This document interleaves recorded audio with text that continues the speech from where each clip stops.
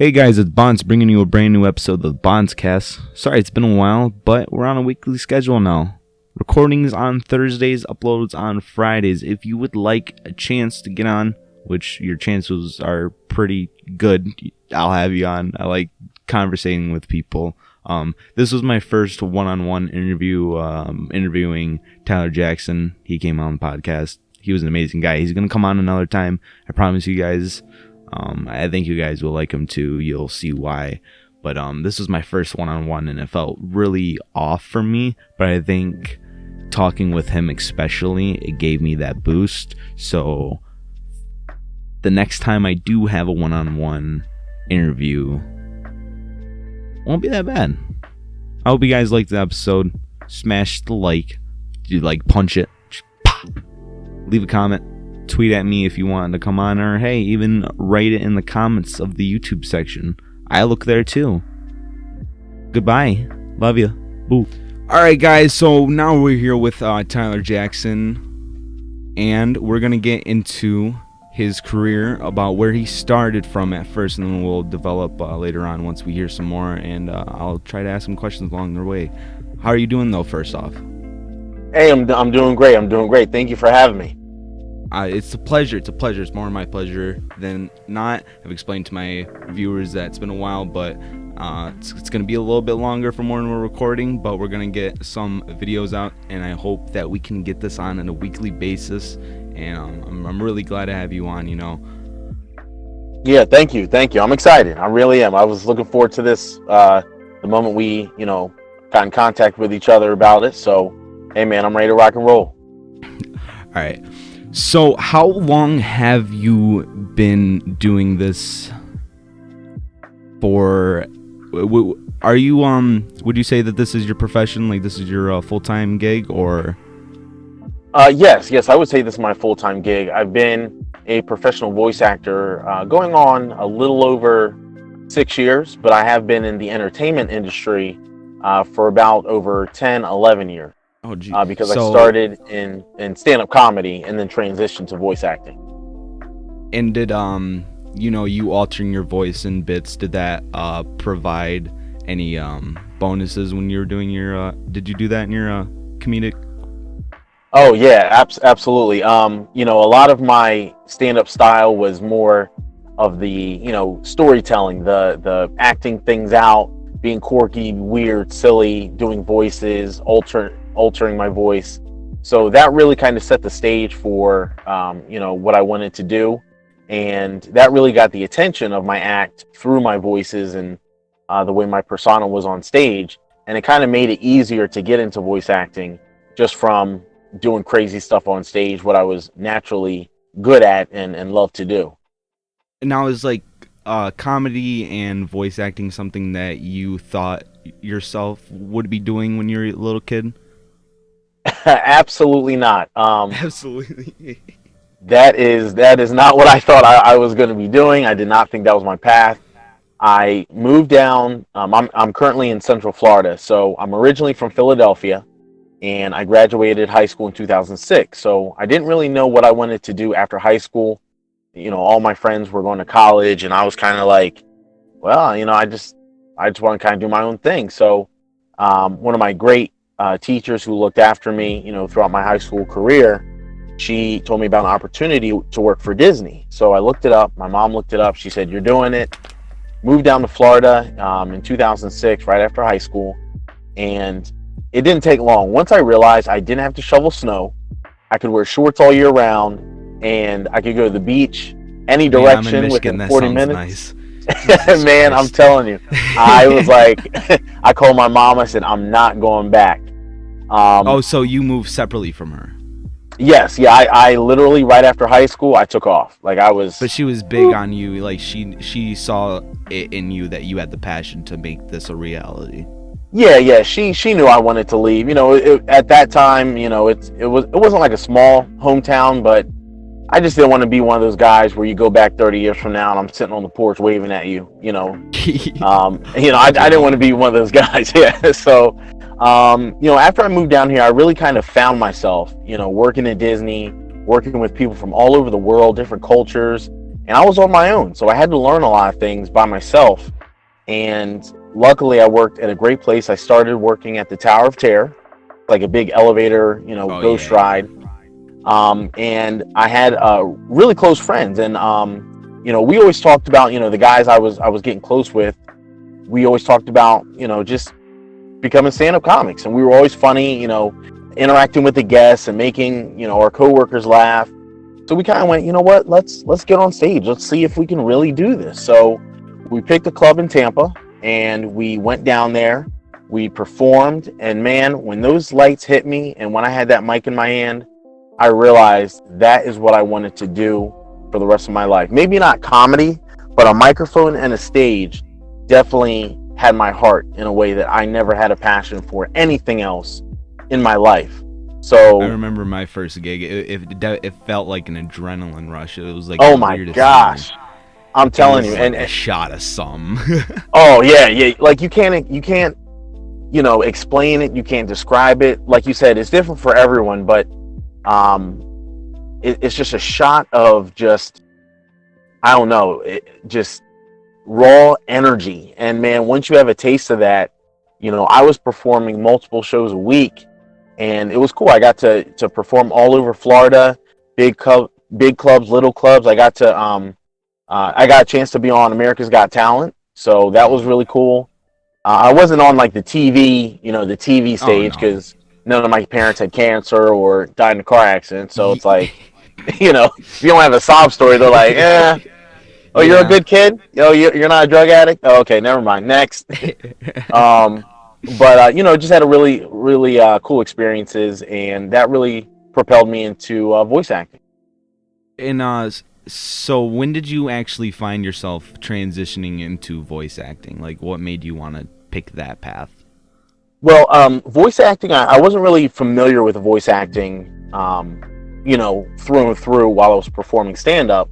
But one of our friends had a guy who helped us set up a show.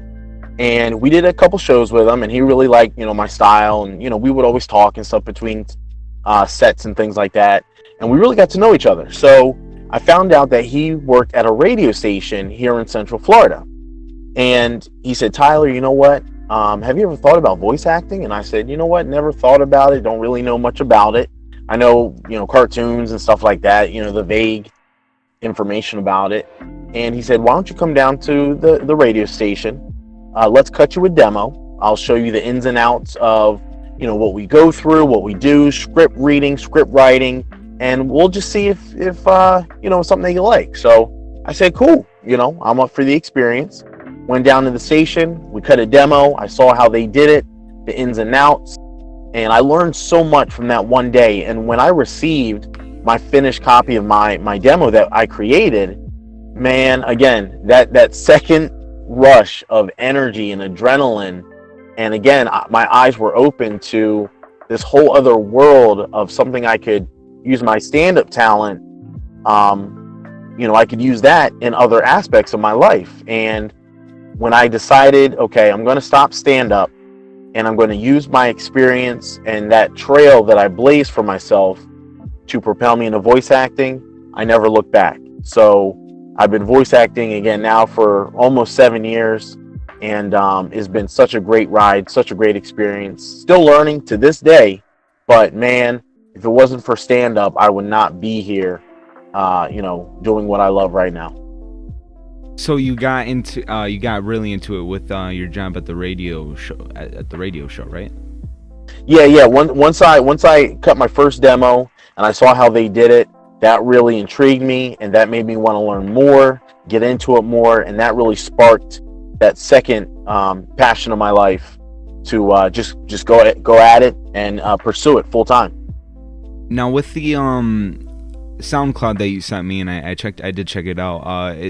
It did seem like there's mainly like trailers, like your advertising stuff. Is that like is that your area, or do you go and do other stuff as well? I would say, as a voice actor, it's always good to have a niche. So I would say my niche is promotional work and commercials. But I am, I'm experienced in everything. So e-learning, character voices, you know, trailers, narrations. You know, I'm experiencing everything. It's good to have knowledge and demos and everything, just in case you're not a one-trick pony. So if someone needs you for something else, you can say, "Hey, I know how to do that." You know, listen to my past work with what you're requesting. But I would say what I stick with and what I am booked more for are commercials, promotional work. If something's being rolled out, if there's a new product that they're trying to launch, you know, a commercial on TV or radio, you know, that's my niche. That's what I'm booked more for. Now, with new and inspiring voice actors, people that are just trying to go into the voice acting itself and haven't had any motivation from any other outside sources, what do you think the best way to be able to get traffic towards them, like having more people want them so they can grow into the career that they want to have out of this hobby? Yeah. I mean, that's a great question. You know, on Facebook, I see a lot of actual a lot of people, you know, asking, "Hey, I'm new in voice acting. How do I book a demo? How do I book a job? How do I get an agent?" So many questions that I had, and I have to say, my journey was very different than, I guess you could say, the traditional voice actor. I didn't really have a coach. I had friends and colleagues that helped me, but I never had a specific coach to like mentor me for years and years and years, and you know, really work with me. But I did have a friend named Donald who went to my church. He really put me on his back, and I mean, he helped me tremendously starting out. Nicole Fazio, she's a professional voice actor, or actress, I'm sorry, and she helped me, you know, early in my career, and a lot of people have. But you know, for advice wise, I always tell new voice actors, new voice actresses to just stick to your passion, stick to your dream. Don't follow anyone else's, you know, path, because everyone's different. You know, mine started with stand-up comedy. Someone else's might start at a radio station. But it doesn't matter how you start. It's just how you continue your own path. And really, it's just practice, networking, being yourself, and not being afraid to hear the word no, or no thank you, or I'm not interested, or hearing silence. That's the biggest thing. Just don't back down, right? You just exactly keep on pushing forward. Yeah, exactly. You know, just don't take things to heart. If someone says you're not good, or this is not what we're looking for, then you know what? Someone else is looking for that voice. Just because it's not fit for that person or that company, it's always a fit for someone else. So there's a lot of different creative minds that have a different perfect idea, and you could be their perfect idea. You just have to have the patience to keep going to find it. Exactly. That's the predicament I'm finding myself in right now. Is I think I only have one published work, and all the other ones have either kicked me, have dropped like completely. It's really hard, especially starting out. And yes, I know that other people would have that question too, so I wanted to try to get some input about that as well. And a good way to practice is, you know, read newspaper clippings, read magazine articles, read, look at YouTube videos, the ads, repeat them, try different styles, read books in different voices, mimic, you know, celebrities and characters. Just try to get your voice to where you're comfortable with it. And once you're comfortable with what you are good at or what you know how to do well, then man, you can really, really show people like, hey, listen to this. This is what I got. You want me. You need me. But yeah, just don't give up. Just everyone's different, and just follow your heart and soak everything in. Ask all the questions, and don't be afraid for, as you know, people would think is negative input or negative feedback. Use that as fuel. Eat it up, you know, take it in and learn from it.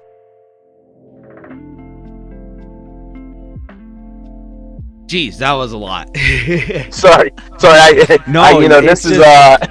That was really good, because like I love the other guests that I had. I'm not putting any shame, but I've never had somebody that has actually put this much word into it.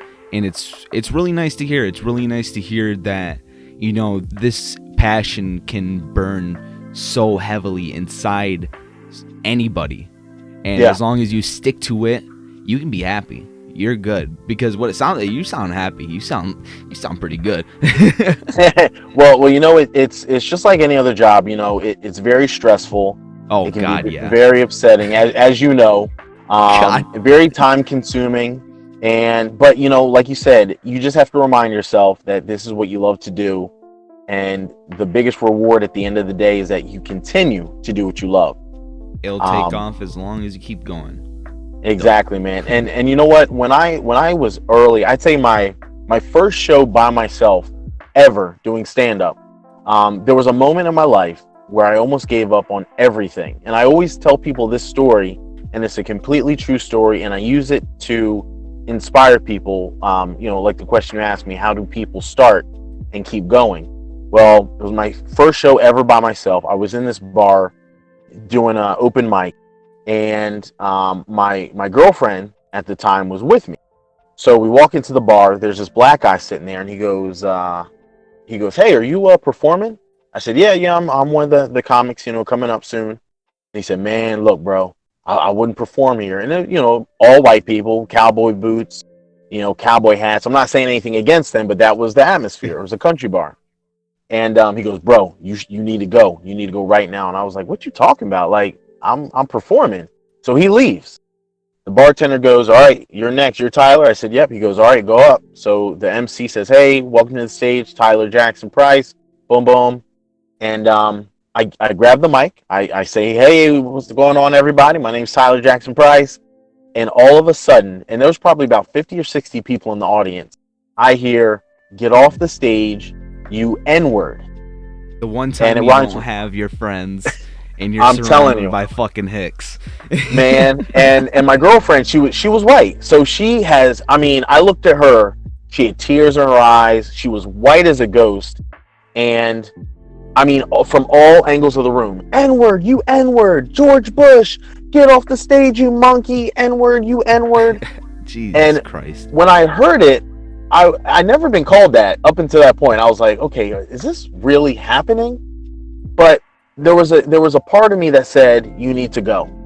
But then there was another part of me, which was bigger, that said, if you leave and let these people win, doesn't matter what you do in your life, you will always lose, because you let these losers defeat you. So what I did, I took a deep breath, I did my set, I did my voices, I acted out all the crazy scenes I had in my routine. I said, "Thank you guys for your time," and I walked out. So my girlfriend, she was like, "Oh my God, I can't believe you did that." And I said, "Yeah." I said, "I had to show them that I was not going to bow down to these people." So the bartender runs out to me in the parking lot. "Tyler, oh my God, oh, I thought you left. Tyler, hey." And I said, "Hey, what's up?" And I thought he was going to say, "Sorry for, the crowd being a jerk. This is not how we operate." You know what he told me? He said to me, "Hey, there's this gay club down the street. If you want to open up for them." I said, "Go F yourself." And I left. So, like, man, that's disrespectful. That like no offense to the gay community at all. None at all. No offense to them. Like, yeah. Hey, like, I'm not even sorry at all. You want to just go over to this place where, hey, there's a possibility of you getting shamed too, because, hey, if there's one club full of white people, what's the possibility of the other club being full of white people and it happening again? And what year was this around? This was about 2008, 2009. Yeah, racial tensions were kind of shitty at that point. Yeah, and man, look, when that black guy told me, he's like, "Yo, bro, you need to leave, man." You should have took the brother's advice. I should have, but again, if I did leave, I would have never known. You would have gave them the power to. Exactly. And that gave me the courage. Like, anything I did after that, voiceover, comedy, whatever, if I got booed or my jokes didn't work or if I don't get an audition, whatever, I know I can make it. I know that I'll survive and I'll live to voice another day. I will always make it. If you can smile and, basically thank the crowd that is calling you N-words and all that bullshit, I'm sure you can take hearing your boss saying, you're being cut from the script, blah, blah, blah, boo-hoo. you know. Exactly. I mean, it Exactly. does suck for the paycheck, but it's not going to get you anywhere sorrowing in it. Right. Right. And God forbid if there was somebody out there going through something similar. I mean, it doesn't have to be the exact same thing, but if they're going through something similar where they had a bad experience and they're sitting on their bed like, man, this ain't me. I can't do this. I've heard no too many times. If someone in this world hears my story and if I change one person's life to follow their dream, man, look, that's worth more than money. Silence is golden. Yeah. Especially when you're able to. But now I know, you know, I hope that up and coming black comedians and stuff don't have to face that, because I know there is a lot of heckling in comedy show crowds. You know, that's where the comedian gets some of the jokes from, is like joking with the hecklers, but it's hard to do when it's, you know, so bigoted, so just gross. Like, it's good to, you know, oh, you suck, fuck you, I'll fuck your mom, blah blah blah. But when you're getting to the point, you know, of zipperhead, all that bullshit, that's no. Yeah. You know, luckily that was the only experience I had performing. Well, I had another one where, you know, it was, I didn't know they were saying it, but they were. But it didn't matter to me. But you know, very few times I'm glad I can say I faced that. But other times, you know, it's been a great experience, learning and just doing new things. So you know, I can't complain even with those bad experiences. It's been great. Now, with your point in your career, do you think this is going to evolve, or do you think this is set in stone of what you're doing now? My philosophy is I always have to evolve. I'm never settled.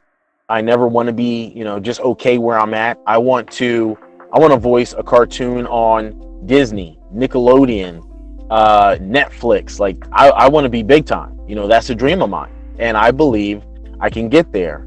But you know, I believe if you want to be a voice actor, a voice actress, you can't be okay with just, you know, doing small projects. Go big. Like, why not? Like, why not say, instead of someone going, hey, I'll pay you $1 for a 1,000 page script, say, no, give me $1,000 and I'll give you the best script you've ever had. Don't be afraid to say it. Know your worth. Like, you have to know your worth as a voice actor, voice actress. You have to know how good you are and how good you can be. And you have to show other people. So being stagnant and doing the same thing over and over, no, that's not me. I want to go bigger and better every day, contact more and more people every day, do big projects every day. Is that realistic some days? No, it's not. But it doesn't mean I can't strive for it and you know, keep pressing forward like that. That's my mentality, man. I grind hard, I work hard, and then I play hard, and my family benefits from it. It's awesome. That's awesome. You have any children? Yes, I have 2 girls, a 7 and a 6-year-old. And do they know about your career? You know, you doing this stuff. You know, there's nothing shame of it, but it is, you know, it's cool. You know. Oh yeah, they hope are. That. Oh, sorry. Oh no, go ahead, finish. Go ahead. I was just gonna ask, do you hope that one day you could voice a character that, you know, your kids or your grandkids watch, and you can sit down and them not know and be like, you know, that's me. Oh man, you know, that is it's funny you said that, because my youngest daughter, who's 6, she is just like me. She's crazy, you know, she's very outgoing, just very silly and goofy, just like me. My oldest is more reserved, like, you know, let me see the crowd first, then I'll see if I want to participate. Nothing wrong with that. But my youngest actually has done multiple voice jobs. So she's voiced some animated productions overseas in India. So you know, they really have a lot of jobs for American voices, for children voices. So she's lent her voice to a couple projects. So she's got that passion of entertainment in her. My dad, he's a musician. My wife's family, they're musicians. So it runs in the family. And that's something. Yep. You know, I really enjoy when they hear my voice. I have a couple DVDs that my voice is on, like audiobooks. So the company I work with, called Dreamscape Media, they give me all the DVDs that I work with. So anything that I voice, they give it to me so I can give it to my kids. And what's really cool is that last week I got an email from them, and there was an audiobook I voiced called How to Catch a Unicorn. And it's about kids catching a unicorn, or trying to catch a unicorn through a zoo. So it's about, just a goofy little adventure. And it's #1 on the New York Times best-selling list for kids books. And the fact that I was a part of that, it's just an amazing feeling to see your work appreciated and just enjoyed by many, many people and kids and your own kids. That's just an awesome, awesome feeling. You don't even have to buy the DVD because you can just read it back to your kids like you did. Exactly. That's a benefit too. I can just do the whole thing. And I mean, they enjoy it. And I remember my mom, she used to do weird voices growing up, reading bedtime stories. And, that's what I remember. So I think early on that kind of always was instilled in me. And I'm really just glad to see my kids getting that passion. And they don't have to do what I do. I love them no matter what they do. But just to see at that young age that they're sparking an interest in something, that's incredible to see. And I hope they follow, wherever their heart leads. It's really hard for kids to actually get a passion in something, and just to show so much passion in one thing at such a young age. That is cool. That is really awesome that you're able to do this for her. She probably loves you. Oh man, I'm telling you, it's a great thing, man. It's a great thing. She listens to you. Yeah, right. Somebody listens to me. Jeez. All right, we're coming up on our 30-minute mark. It was a really big honor. I know that you do have things to do, though. We are definitely gonna have to have you on later on. Again, we didn't touch on some things that I wanted to get to about your early career, but we'll get to that in a future installment, which I'm pretty sure you're coming back. I liked you. Hey, man, look, you tell me when and where, and I am here, brother. This was awesome. Yeah, please, man, let's keep this going. And is there anything that you'd like to plug? Any websites? I'll leave all the links in the description. But do you want to, Oh yeah. Yeah, I appreciate that. If you guys have any questions or need anything that you need voiced, any help on a project, anything like that, I'm available. You guys can email me at tjpvoiceman87@gmail.com. Find me on LinkedIn, Tyler Jackson Price, SoundCloud, TJP Voiceman, and I would love to link up with you guys. Again, work with you on some projects, anything you need voiced, any questions you have, if you're starting out, need some direction. Again, I'm still learning myself, but I'm always willing, and I'd love to help anyone out there that needs some guidance, needs any questions answered. So, you guys hit me up, man. I look forward to hearing from you guys. And we look forward to having you back. Thank you, Tyler, so much again. Here from the BonceCast, it's Bonce and Tyler reminding you to stay hydrated. Please, keep drinking. Love you guys. Bye.